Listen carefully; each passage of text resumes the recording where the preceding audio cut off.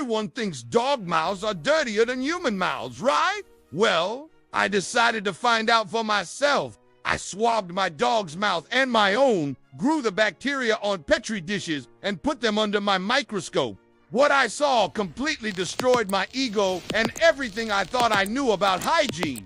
After 48 hours, here's my dog's sample. Honestly, it's surprisingly clean. Just a few dozen bacterial colonies. Now, get ready for my mouth. It's a disaster zone.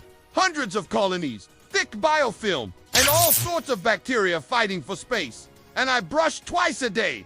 Under 1000x magnification, it gets even crazier. See those long chains? That's streptococcus from my teeth, and that stringy gunk. Biofilm, basically a bacterial city. My dog's sample was cleaner in every single way.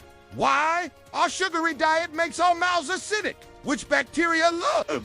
Dog saliva is more alkaline and even has special enzymes that fight germs. So, when my dog licks my face, he's probably the one getting the short end of the stick.